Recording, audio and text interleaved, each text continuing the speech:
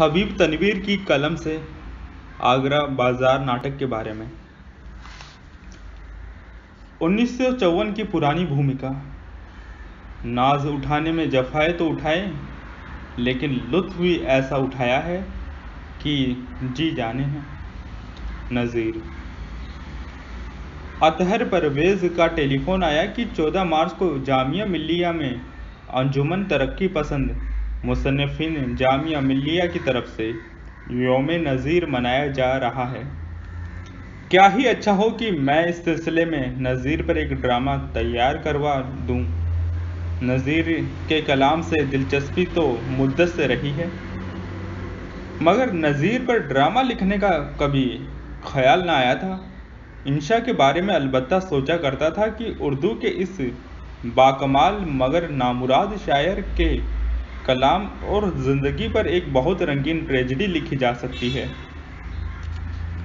نظیر کی نظموں کو ذرا غور سے دیکھا تو ہماری مشاعرت کی بہت سی تصویریں نگاہ کے سامنے کھنچ آئیں، جن کی رنگینی انشا کیا اردو کے بڑے بڑے سے شاعر کے کلام کو فیکا کر دیتی ہے۔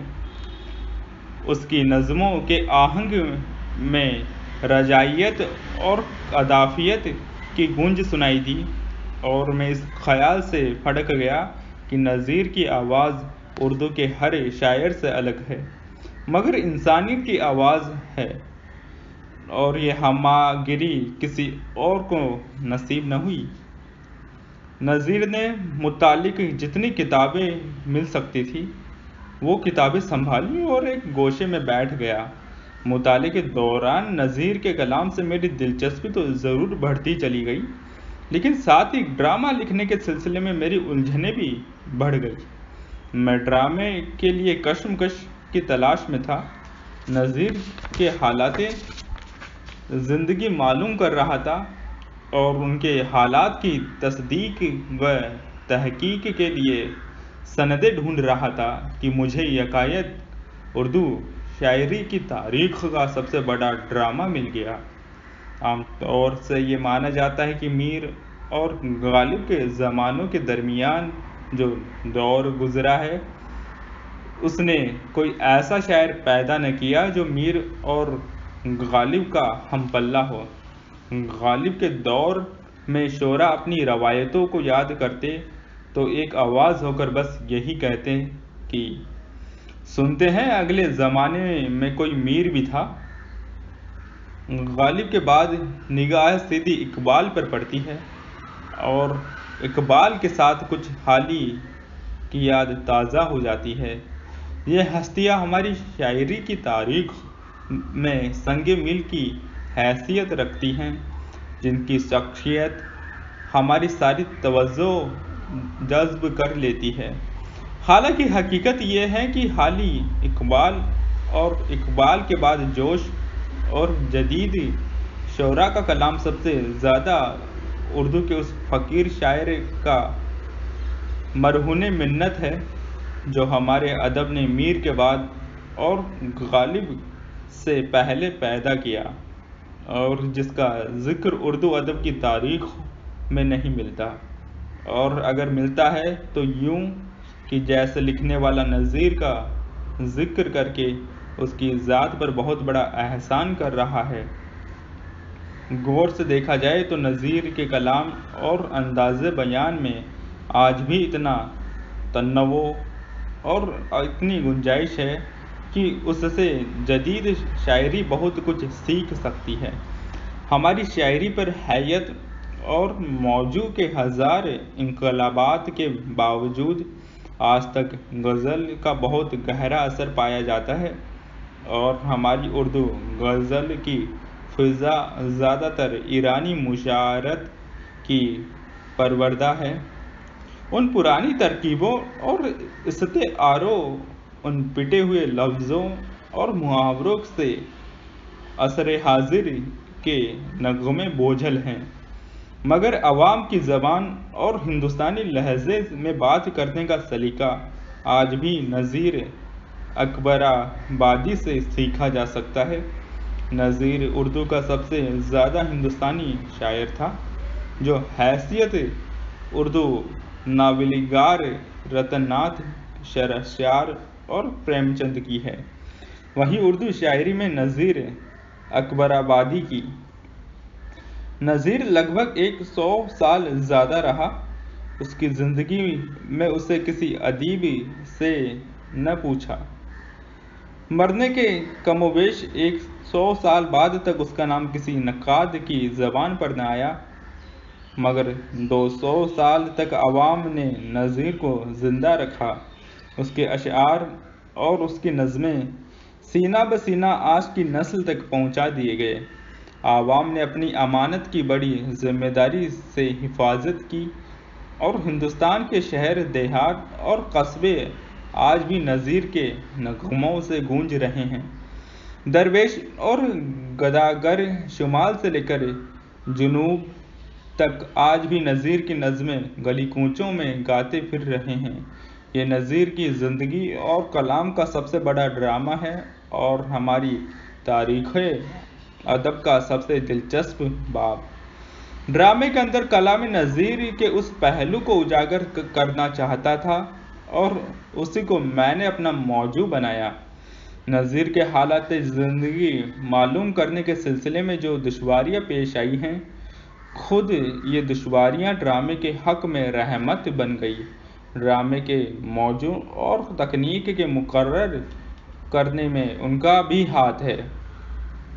نذیر کی سوانح کی چھان بین کرنے کے سلسلے میں لکھنے والوں نے اپنی ذہانت سے کام لے کر بڑی حاشیہ آرائیاں کی ہیں، اور جتنی تفصیلات ہمیں کتابوں کے ذریعے نذیر کی زندگی کے بارے میں معلوم ہیں، ان میں سے اکثر شبہے سے خالی نہیں۔ یہاں تک کہ تاریخ پیدائش کے بارے میں بھی اختلاف رائے پایا جاتا ہے۔ اگر کوئی بات ہمیں واضح طور سے معلوم ہے تو بس یہ کہ 18ویں 19ویں صدی کے اس عظیم الشان شاعر کو متقدمین نے شاعر ہی نہ مانا، مبتذل گو کہہ دیا، لیکن عوام نے ان کے کلام کو سر آنکھوں پر اٹھایا، اور یہی حقیقت ہمارے لیے سب سے زیادہ اہمیت رکھتی ہے۔ بس پھر تو ڈرامہ ہو یا مقالہ، نذیر کے بارے میں بات کہنے کی یہی ہے۔ مگر ڈرامے کے اندر یہ بات کس ڈھنگ سے کہی جائے گی، یہ میرے لیے ایک مسئلہ بن گیا۔ اس دشواری کا اثر ڈرامے کے روپ پر براہ راست پڑا۔ میں نے پہلے تو یہ سوچا تھا کہ نذیر کی زندگی کے مختلف پہلو ڈرامے میں اجاگر کروں یا اس کی زندگی کے کسی ایک گوشے پر روشنی ڈالوں اور ایک چھوٹا سا ناٹک تیار کر لوں، مگر اس کے بارے میں تصدیق سے میں کیا کہہ سکتا تھا، اور اگر وہ کہہ بھی دیتا تو کہنے کی بات تو یہ نہ تھی۔ مجھے تو یہ کہنا تھا کہ نذیر کی عوام دوستی نے اسے حیات دوام بخش دی ہے، اور نذیر فقیر اور درویشوں میں آج تک مقبول ہے۔ بس نذیر کی نظموں ہی میں مجھے ڈرامے کے لیے ایک جدید ترک کا فقیروں کا کورس مل گیا جو ڈرامے کی بنیاد کڑی ہے۔ میں یہ کہنا چاہتا تھا کہ اس زمانے میں پڑھے لکھے متوسط طبقے کے نذیر کی انسان کی حیثیت سے جو تعریف کی ہے، لیکن بحیثیت شاعر اس کو نظر انداز کیا۔ البتہ چھوٹے کام کرنے والے اور کاریگروں میں وہ مقبول رہا۔ بس مجھے کتب فروش اور پتنگ والے کردار مل گئے جن کے بل پر ڈرامہ آگے بڑھتا ہے اور جن کی دکانیں بازار میں دو اہم ترین مرکز ہیں۔ میں نے پڑھ رکھا تھا کہ نذیر راہ چلتے نظمیں کہا کرتے اور چھوٹے پیشے والے لوگ اور بھکاری اکثر ان سے نظموں کی فرمائش کرتے اور وہ ان کی بات کبھی نہ ٹالتے۔ خواب یہ افسانہ ہو یا حقیقت، مجھے یہ بات بہت اچھی لگی۔ اس سے میرے ڈرامے کو بہت مدد مل رہی تھی، اور کلام نذیر پڑھنے کے بعد میں اس پر ایمان لانے کے لیے بالکل تیار تھا۔ چنانچہ ککڑی والے کے کردار نے ڈرامے کے ہیرو کی شکل اختیار کر لی، اور یہیں سے مجھے اپنے پلاٹ کی بنیاد بھی مل گئی اور ڈرامے کا منظر بھی، اور اس کا عنوان بھی۔ پلاٹ کے اعتبار سے یہ ڈرامہ افسانوی حیثیت رکھتا ہے، کہانی من گھڑت ہے اور بہت چھوٹی اور سیدھی سادی۔ میں نے زور اس بات پر دیا ہے کہ کھیل کو اس روپ میں پیش کروں جو بنیادی بات نظیر کے بارے میں کہنا چاہتا ہوں وہ ٹھیک ٹھاک اور دلچسپی کے ساتھ کہہ پاؤں۔ میں اس کی نظموں کی تاریخی پس منظر میں دیکھنے کی کوشش کر رہا تھا۔ میں نے دیکھا کہ ان نظموں کی بنا پر ہماری اس زمانے کی پوری معاشرتی تاریخ مرتب کی جا سکتی ہے۔ اس کلام کو اس عہد کے سیاسی اور سماجی پس منظر سے ہٹ کر سمجھنا دشوار ہے، اور اس دشواری نے ایک نئے کردار کی تشکیل کی اور مداری کے مکالمے میرے ہاتھ آئے۔ ہماری ادبی تاریخوں میں یا تو ملک کے سیاسی اور سماجی حالات سرے سے ملتے ہی نہیں، یا اگر ملتے ہیں تو برائے نام، اور ہماری سیاسی تاریخوں میں ادبی اور معاشرتی حالات کا پتہ نہیں چلتا۔ حالانکہ ان دونوں کو ایک دوسرے سے الگ کر کے دیکھنا غلط اور گمراہ کن ہے۔ چنانچہ مجھے دونوں قسم کی کتابوں کو سامنے رکھ کر اور کاغذ پر تاریخیں جوڑ جوڑ حساب لگانا پڑا کہ ہماری تاریخیں ادب اور سیاسی تاریخ میں کیا ربط ہے۔ اس جدوجہد کا نتیجہ بہت سے مکالموں کے علاوہ گھوڑوں کے سوداگر کا کردار ہے، اور اسی کاوش نے ڈرامے کا زمانہ مقرر کرنے کے بعد بہت مدد پہنچائی۔ ڈرامے کا زمانہ لگ بھگ 1810 عیسوی ہے۔ اگر عام رائے کے مطابق 1735 عیسوی نظیر کی تاریخ پیدائش مان لی جائے تو اس زمانے میں نظیر کی عمر کوئی 75 برس کی ہوگی۔ ابھی ان کی زندگی کے 20 سال اور باقی تھے۔ 1830 وفات کا سال ہے۔ میں نے ڈرامہ کے لیے یہ زمانہ کئی وجوہ کی بنا پر مقرر کیا۔ نظیر نے خان آرزو، شاہ حاتم، سودا و میر سے لے کر غالب تک کا زمانہ دیکھا۔ میر کے ساتھ اردو شاعری کا ایک دور ختم ہوتا ہے، اور میر کا انتقال 1810 میں ہوا تھا، جبکہ غالب کی عمر 14 برس کی تھی۔ میں میر جیسے گراں قدر شاعر کے کلام کو سامنے رکھ کر نظیر کے بارے میں بات کرنا چاہتا تھا، اور ساتھ ہی یہ اشارہ بھی منظور تھا کہ زمانے میں اردو زبان نے وہ اپنا محبوب شاعر بھی پیدا کر دیا تھا جو آگے چل کر غالب کہلائے گا۔ یہ وہ زمانہ تھا کہ شخصی حکومت کی بنیادیں ہل چکی تھیں، مغلیہ سلطنت کا خاتمہ ہو گیا تھا، اکبر ثانی برائے نام دلی کے تخت پر بیٹھے تھے، ملک میں انگریزوں کا اقتدار بڑھ رہا تھا اور چاروں طرف لوٹ کھسوٹ مچی ہوئی تھی۔ اندرونی اور بیرونی حملوں سے دلی اور آگرے پر بار بار تباہی آ چکی تھی، اور شعرائے اردو دلی چھوڑ کر بھاگ رہے تھے، اور لکھنؤ بہت تیزی سے ادبی مرکز بن چلا تھا۔ لکھنؤ نواب سعادت علی خاں کا دورہ تھا، اور اردو شاعری کا اتحاد جو انہیں دور سے وابستہ ہے شروع ہو گیا تھا۔ ساتھ ہی اردو نثر پنپ رہی تھی، اور کلکتہ میں انگریزوں کے قائم کیے گئے فورٹ ولیم کالج میں ترجمہ و تصنیف و تالیف کا کام بڑھ رہا تھا۔ یعنی اس دور اتحاد میں بھی ہمارے سماجی نظام میں وہ عناصر موجود تھے جو آگے چل کر ترقی پسند بننے کی صلاحیت رکھتے تھے۔ پرانا سماجی ڈھانچہ ٹوٹ پھوٹ رہا تھا، چاروں طرف افراد تفری اور سیاسی بے چینی پھیل رہی تھی، لوگوں کی اقتصادی حالت دن بدن گر رہی تھی، اور ان حالات کا رد عمل 47 سال بعد 1857 عیسوی کی جنگ آزادی کی شکل اختیار کرنے والا تھا، جس کا اثر غالب کی شاعری نے قبول کیا۔ ان سیاسی و سماجی حالات کی روشنی میں نذیر کے کلام کو دیکھا جائے تو اس کی سچائی اور گہرائی کا صحیح اندازہ ہوتا ہے۔ چنانچہ مجھے 19ویں صدی کی ابتدا کا زمانہ ڈرامے کے لیے سب سے زیادہ معنی خیز اور مناسب معلوم ہوا۔ اس کی نظموں کا تاریخی تجزیہ کرنے کے بعد یہ دور بہت موزوں تھا۔ میں ڈرامے کی بنیاد نذیر کی زندگی کو نہیں بلکہ اس کے کلام کو بنانا چاہتا تھا۔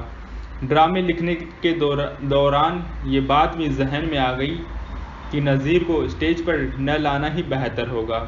اس سے نہ صرف میرے موضوع کے بہت سے مرحلے طے ہو گئے بلکہ میری تکنیک پر بھی اس کا اچھا اثر پڑا اور تکنیک اور موضوع کا گتھاؤ بڑھ گیا۔ نذیر کے ہاں جو تصوف ہے، میں اسے ڈرامے کا موضوع نہیں بنانا چاہتا تھا بلکہ اس کے بیشتر اشعار میں جو جوش، امنگ اور انسانیت دوستی پائی جاتی ہے، میں چاہتا تھا کہ یہی ڈرامے کی روح رواں بن جائے۔ چنانچہ اگر میں 75 برس بوڑھے نذیر کو اسٹیج پر لے آتا تو اپنی بات صفائی سے نہ کہہ پاتا۔ اس کا اثر براہ راست میرے موضوع پر پڑتا۔ پھر یہ کہ میں نذیر کو امر دیکھنا چاہتا تھا، کیونکہ یہ حقیقت ہے کہ اس کا کلام زندہ جاوید ہے۔ اس کی شخصیت میں افسانوی پہلو کو بھی برقرار رکھنا چاہتا تھا۔ چنانچہ نذیر کو سامنے نہ لا کر ہی میں اس کے تاریخ ادب کے ڈرامے کا سب سے بڑا ہیرو ثابت کر سکتا تھا۔ کسی اداکار کے لیے بہت مشکل تھا کہ اس ہیرو کو اس کی تمام عظمت کے ساتھ بےنظیر اسٹیج پر پیش کرتے۔ یہ مرحلہ یہ پیش آیا کہ اگر نذیر سامنے نہیں آیا تو پھر کیوں کر اسٹیج پر اس کی موجودگی کی فضا اور دیکھنے والوں کے دلوں میں اس کی شخصیت کا احساس پیدا کیا جا سکتا ہے۔ اس گتھی کو سلجھانے میں مجھے بہت سی نئی باتیں سوجھیں۔ ان میں سے ایک نذیر کی نواسی کا کردار ہے، جس کا خیال مجھے اس بات سے آیا کہ عبدالغفار شہباز نے نذیر کے اکثر حالات زندگی ان کی نواسی ولایتی بیگم سے معلوم کیے تھے۔ اسی طرح میں نے پہلے سوچا تھا کہ میر کو اسٹیج پر پیش کروں، مگر یہ ارادہ بھی ترک کر دیا۔ البتہ علامتی کرداروں سے کام لیا، مثلاً تذکرہ نویس نہ صرف اس زمانے میں اور اس کے بعد کے تذکرہ نویسوں کی نمائندگی کرتا ہے، بلکہ اس کے کردار میں میر کی شخصیت بھی جھلک ملتی ہے۔